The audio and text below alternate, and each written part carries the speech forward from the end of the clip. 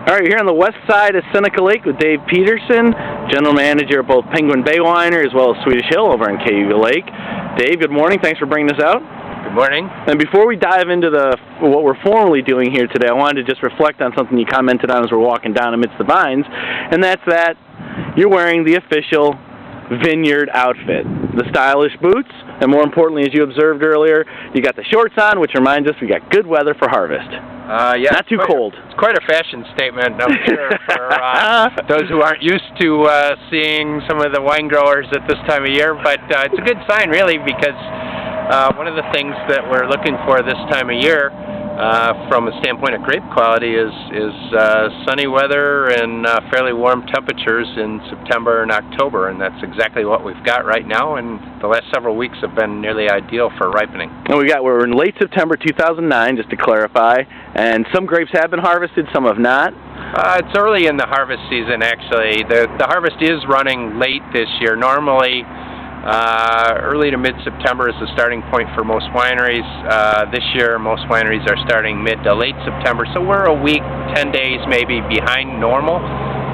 But while we had a fairly wet summer, it's really, there's a lot of beautiful looking grapes now.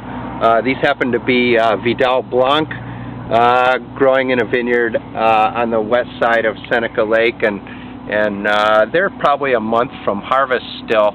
But we've had really good ripening weather the last couple of weeks. And so even though we still got a month before these Vidal grapes are going to be harvested, you're still out here today. Why the heck are you out here? Well, part of it's a beautiful day. and we get paid to come out here in the vines, right? It is one of my favorite parts of my job, probably. But I'm out checking on vineyards that we source grapes from throughout the Finger Lakes. This happens to be grapes that we purchase from an independent grower.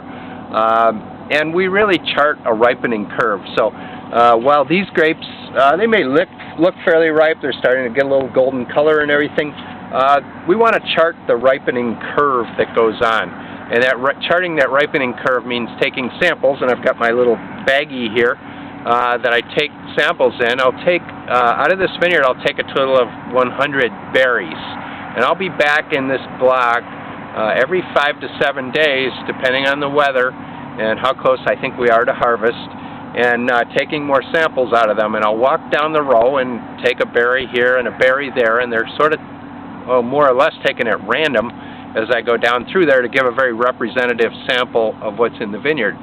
Then as I make my way back up through the vineyard, coming in the other direction, I'll actually be sampling again, but this time for taste. So I'll take samples, individual berries, and get an idea of how ripe they taste, what type of flavors are developing, how much variation there is in the ripeness between berries, and I take all that information back to our winemaker, as well as this little baggie of grapes that I'll collect, and they'll run this analysis in the lab, and they'll check the sugars and the acidity in the grapes.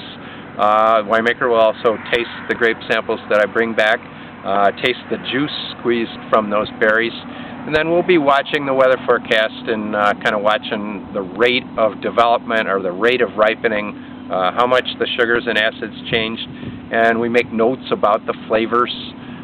We even note seed color because that's an indication of the ripeness.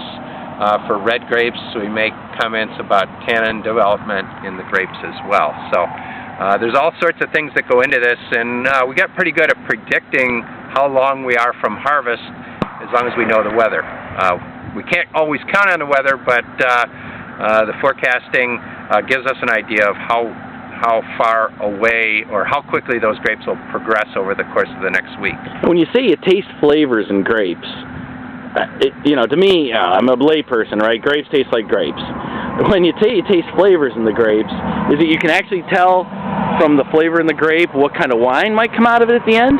Well, there's actually some grapes that taste almost like what the wine will taste almost like the grapes themselves. With other varieties, there's a sort of a transition that occurs during fermentation, so you have to, it's an experience factor of knowing that the flavors will change in the course of fermentation, but knowing what flavors in the grapes we can equate with what will be in the final wine. And that, again, that's a thing that takes place over time. But one of the things in Vidal, for example, if we taste these now, and they're going to be fairly tart and low in sugar, but that's not the only thing. I taste these, and right now they have what I would consider a fairly herbaceous, kind of a little bit grassy type of taste, which we'll see a progression. There's a little bit of citrusy flavor as I taste the skins and chew on those a little bit more. And what I'd expect as they ripen, that we'll see more development of some peach-like characteristics. Sometimes we'll see pear as far as flavors. Grapes are very unique. A pear tastes like a pear, and different varieties might be different, but they don't develop they don't flavors. taste like cherries. They don't taste like cherries or grapes, and grapes can take on all sorts of flavors of other fruits, and sometimes people think when we describe a wine as having pear flavors or cherry flavors that we added those or something, and those are really characteristic of the varieties and the stages of ripening, the flavors that develop in that particular climate for that particular grape. So Vidal can certainly tend to be very citrusy, and when it's very ripe, frequently we get a lot of peach-like characteristics. And that's one of the interesting things, I think.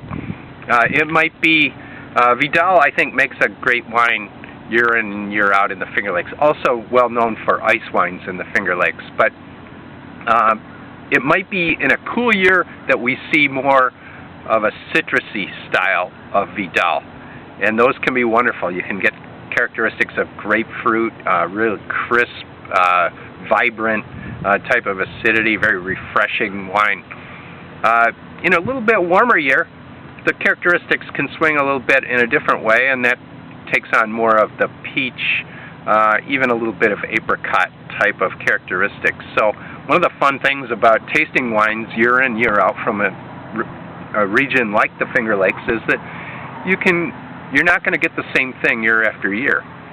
They can be great wines year after year, but the seasonal variation of what that weather was like is certainly going to influence the flavors. And that's one of the fun things about if you taste a 2007, a 2008, and 2009, they can all be great wines, but they're going to be somewhat different from each other. And therein lies the art of winemaking, I suppose, as opposed to the science.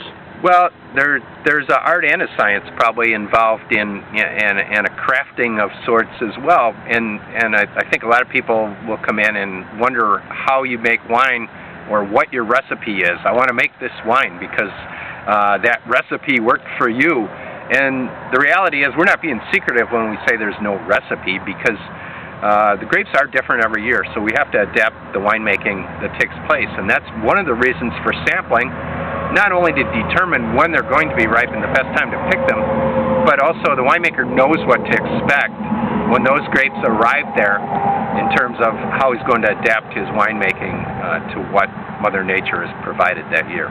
Excellent, excellent. Well, Dave, I think you covered it brilliantly, thoroughly, and in a way that our viewers and listeners can understand. You got anything to add?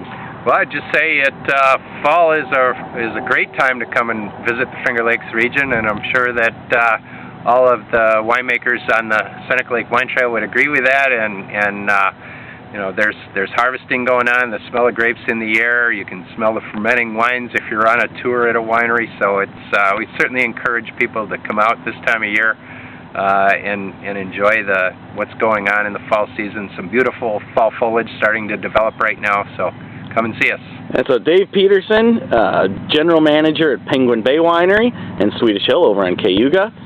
What's your domain name for Penguin Bay? Is it penguinbay.com? penguinbaywinery.com. penguinbaywinery.com for more information and to find that fine winery and enjoy some of the wines there. Dave, thank you very much for taking the time today.